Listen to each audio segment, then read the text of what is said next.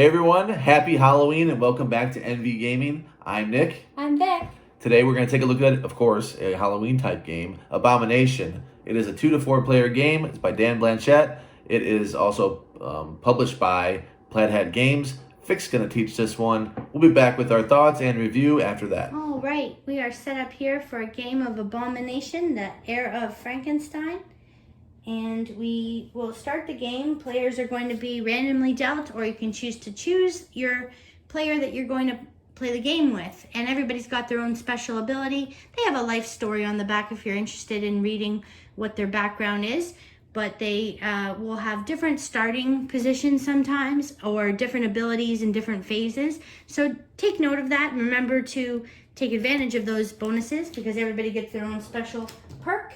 And then we're going to move on to the event phase. This is the beginning of every round. You're going to draw an event from the deck up here by the captain. So we'll take the first one, and it is telling us that the dark alley and the docks are off limits. So we would place these two tokens here to mark that the players cannot go there during the city phase in the dark alley and the docks.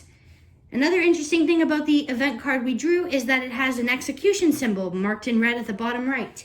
This would allow us to take two cards from the public square deck and place them in the public square. They've been executed, they're now available, they're high quality body parts for players to pick up.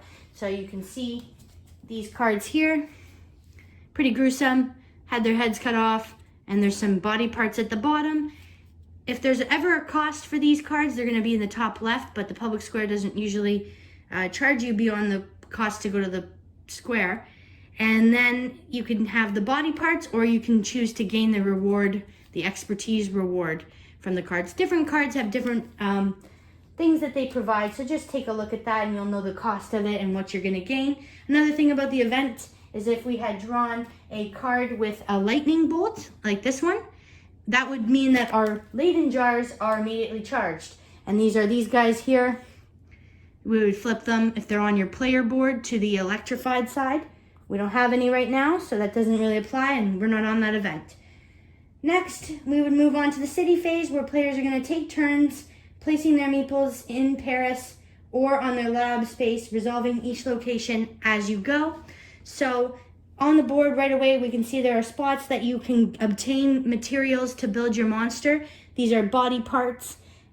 There's the cemetery, the public square, as I mentioned, the hospital, and the morgue. Those provide you with body parts. Another option is to go to in a normal round where these are not off limits. You could go to the docks and hire somebody to do your dirty work for you. Things like this, where they kill somebody, you have to pay them $2, and then you can take these top level body parts, or you can hire somebody to go to the hospital and help you steal some bodies from there as well. Another thing is the dark alley, where you actually commit a murder and you would have a police token against you. You can only have so many in the game. 3 humanity is lost, so that is a pretty risky thing, but the payout is pretty good because you get a good amount of body parts and they're really fresh because you killed someone yourself, you scoundrel. And so that would be the places on the board where you're able to obtain body parts to work towards the ultimate goal of completing your monster.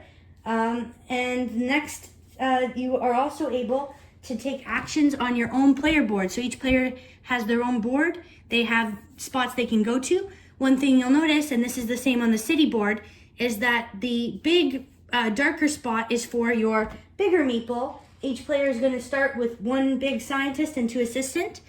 So the big meeple goes on the dark spot.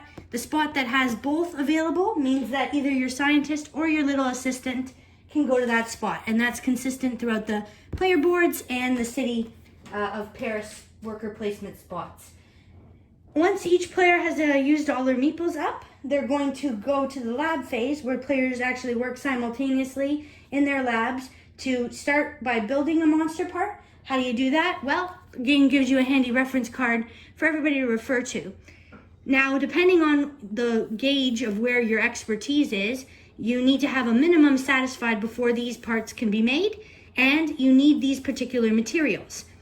The card tells you how many points you're going to score depending on the freshness of the parts.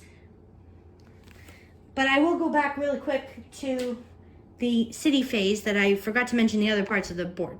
So the Saint Roque gives you a humanity card and Academy gives you a research card. Those two types of cards are one-time use bonuses that players can use for things like taking a special action, gaining special rewards, or using dice mitigation or gaining humanity. So I'll let you look through those cards as you obtain them.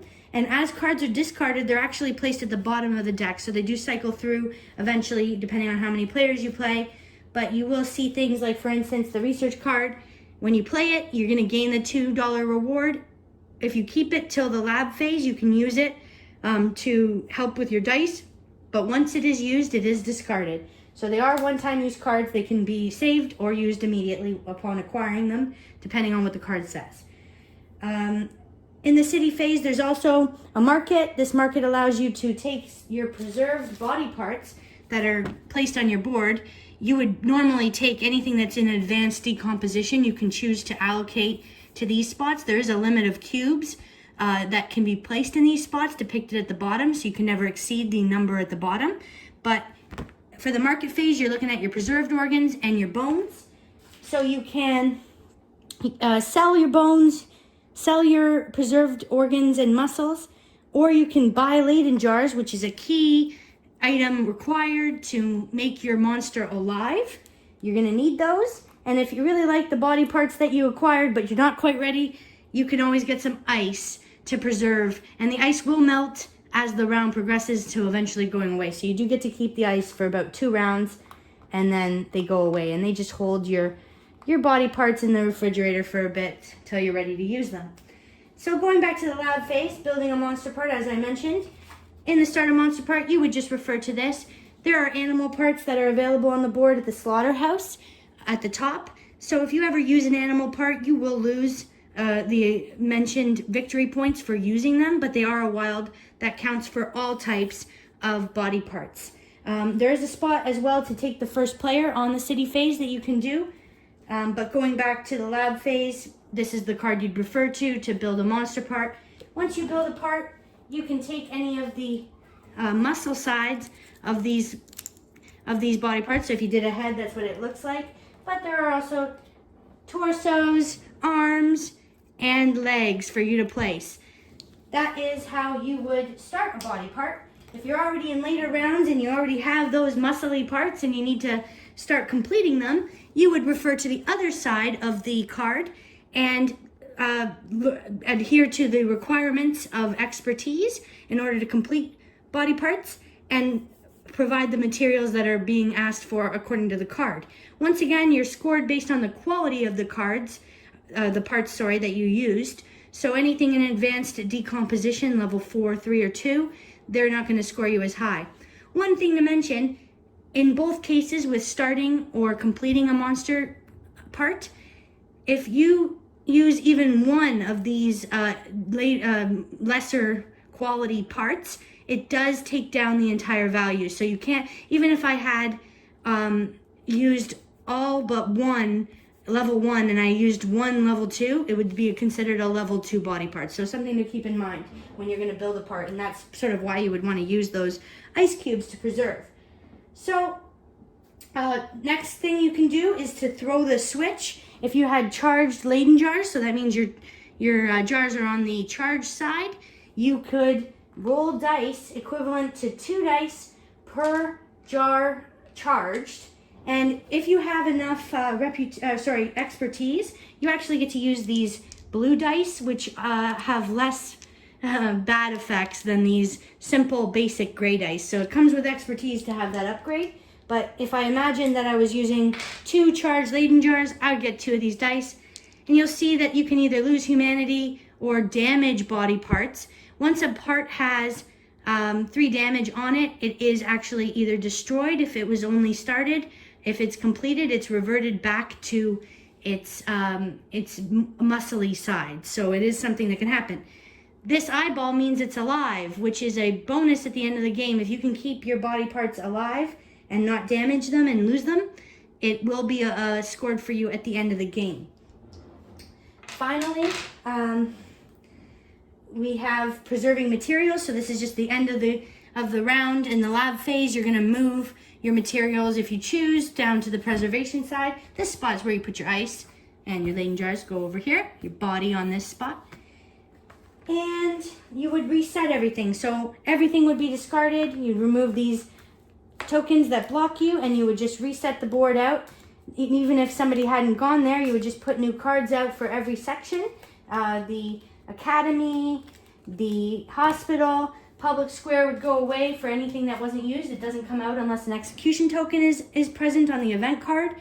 And these as well would be refreshed, and everything would come out brand new for people to choose from. And these hospital cards, where you're only showing the top two of the deck for people to get at. And we would draw another event card and stop again from the top. Another great thing is that the player board, if you had any materials, they would decompose, as I mentioned. And you would return your meeples off of the board again, so you could have choices again.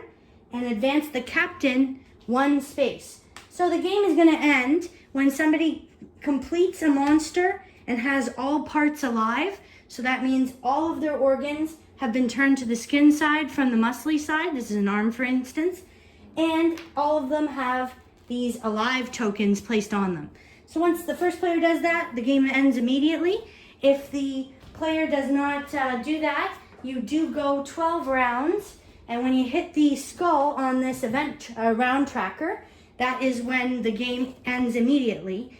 And you will score based on a number of factors. First, you will get a point, alive points for each monster part that have an alive token on it. And this is all depicted on the complete a monster part where it tells you end game alive. You'll refer to that column and score points according to that. You'll also get 10 points for each bonus objective that you've completed. Something I didn't mention, these are bonuses that you can aim for. There's 6 of them in total. You draw 4 randomly, start the game. And they're things like having the first 6 monster parts on the table, or being the first to 27 on expertise dial. So you'll get 10 points per one you've completed there. And you will also get points equal to the highest victory point value that you've reached on your reputation and your expertise dials. So when you look at the player board, for example, which I'll just leave this one here. If you look at the player board, for example, you'll see that there are points depicted and punishments depicted on the side. So depending on where your marker has ended up, you'll gain or lose those victory points that are circles here. And you'll see that for the humanity, the reputation, and the expertise. So those are all scored and added, and there's a point tracker right around the board there. And you'll move your little token. You will then know who the person is that won. If there's ever a tie, the tiebreakers are the people with the most alive monster parts. So if the player has the most alive ones, they would win. Or the player with the most franks and the turn order position. So the first player would win if there was a tie that went from the body parts to the franks. And that is an overview of how to play Abomination, the Heir of Frankenstein. Hey everyone, welcome back for our review of Abomination, the Heir of Frankenstein. For this game, it does take a while. I'm going to mention that up front because our reviews are going to go ahead and reflect that. It's a 7.5 for me, a game that had so much promise, could have been high 8s if it just would have known its boundaries on a few steps. The game outstays its welcome. I'll put it simply. Even at 2 players, it's too long for what it is. It is not a light game. It's a game that otherwise would be in the 8s. The actions are very good. I like the actions. The decisions are good. And that's usually going to be a sign of a very high score for me. I find myself thinking about my actions a lot. Man, it just, as this game goes, the rounds take longer and longer. And it's not just because you have a few more workers or whatever. It's actually the things that you're doing on your board that take forever. When you're getting these body parts, you're counting out those things. yeah, somebody else can go, but then they're stuck doing the same thing. They're counting out, and you can easily make mistakes too. You can easily start putting them in different sections. Mm-hmm. You could pull the wrong thing. You can get the wrong victory points for getting the wrong body part. Oh, I thought I was getting a leg. Now I'm getting an arm. You can make so many mistakes that you kind of have to wait because you're kind of checking your opponent's work to make sure they're doing it right. Mm-hmm. They're checking your work to make sure you're doing it right. The actions are cool though. The cards are cool. They're cool. This game should be in the high eights. You're playing hours of this, and it just we're doing actions that we can skip. We're purposely skipping rounds because there's one of these humanity cards. Yeah, one of the humanity cards has that where you can skip a round. I think there's 2 of them out there. Yeah, 2 of them. And right when I see that, man, I want to take it because this game needs to shorten up a little bit. Mm-hmm. Yeah, it's a tough score for me because 7.5 isn't truly that negative. It means try the game. It's just that I don't really want to own the game, and it's upsetting because the game would otherwise be good if they just made a few corrections here. What do you think, Vic? Close to you. I gave it a 7.9. Redeeming quality for me with whatever all that Nick said. That's factored in with my score. I like the theme. I like the idea. It's so different. It's so creepy from other games. It's pretty morbid. There are some pretty, graphic cards. Like in the public square, this person's lost their head. Everybody in the public square has had their head cut off. And there's, in the hospital, people who are dead. They're dead photos of people. It's pretty morbid. I do enjoy that, though. I think it's kind of neat in its own creepy way. And I love the idea that you're building a monster and you're putting the body parts together and you need different parts to make that. You need different materials to make the body and you can sub in animal parts if you want, but you just lose a little bit of your points. That's a good mitigation thing to help you. But we hardly ever go to the animal spot, even though you only lose a little bit because there's so many places you want to go and other things that you want to get. And the dials are neat to keep your humanity, your reputation, and your expertise up so that you're going to get a good score and you don't lose too many points afterwards. But something about this is just too much. And they maybe could have cut out one aspect of it. I mean, I don't know exactly what. I'm not a game designer, but having to get the Leyden jars, charge the Leyden jars, roll dice after you build the parts, then complete the parts. Something is too much. There's a lot that's too much. A lot of these actions even are pretty similar. I'll say that. They're similar. Not the same. They're similar, though. I think the art is too much. For me, it's too much just because I think of the person that drew these. And, what is wrong with the person that drew the 50 corpses with the slit throats and so forth? I think of that person. What were they doing as a kid? Were they harming animals or something? So something's wrong with that person, I think. I wouldn't enjoy drawing repeatedly people get decapitated unless I had a problem, I think. Yeah, I've never done that, just so you know. Full disclosure, I liked the art because it's different? Because it's different. That's what I like about it. Not because I specialize myself in drawing dead people. Well, if you want, yeah, it is something different. I don't know. I immediately thought of who would do the art for this game. That's all I thought of. Whatever. If that was your job and then whatever, you can just put it aside. That's fine. The dials are also problematic in that you can hit or move them by accident. Sometimes when you're moving parts down or you're flipping parts around, that can be an issue.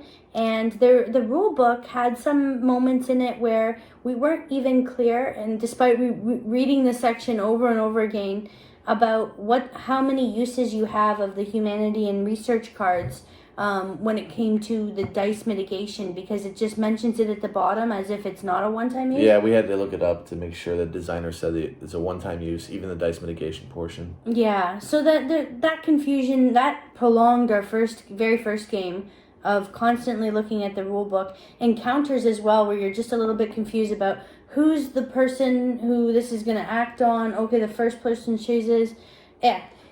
It was cool that if that one time we didn't actually, I don't even, you know what? I don't know if you went to that spot, if you went to it at all. I was waiting to see if I didn't even look at it. I didn't care. I was thinking it was the docks, because I always go to It was not. It was the scene over here, this one. So you may have went there. I don't remember. Anyway, what I'm talking Yeah, about good. is an encounter where if the other player goes to the certain spot, then this encounter happens. But it's hidden information. That's a cool idea, even though I didn't really pay attention to it. I had it. I finally had it. I was like, oh, cool. Maybe we'll see if it goes. But then I'm so doing other things, trying to end the game. It's actually like the last round.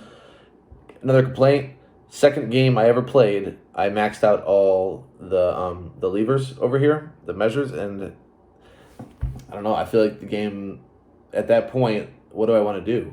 Yeah, with so many spots that give you a bonus on the dial or up your Everything pretty much is you're building up attributes. you're building up your attributes. So all I could do was, and I didn't need more body parts. So I'm just sitting there like, I don't know. I just did a take that type thing on Vic, and that was it. I took a spot over here at the lecture that she wanted because I didn't have anything to do. I was like, all right, well, I guess I'll be a bad person.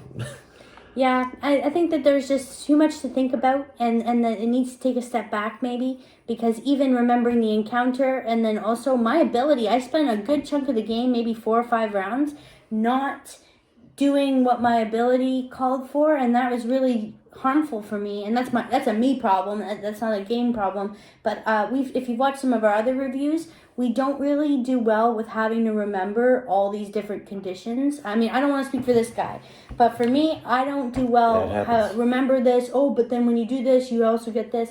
So there's a little bit of that too, where you do have to have a bit of a keen mind on that, because it can be really bad when you realize, oh, I forgot this whole time.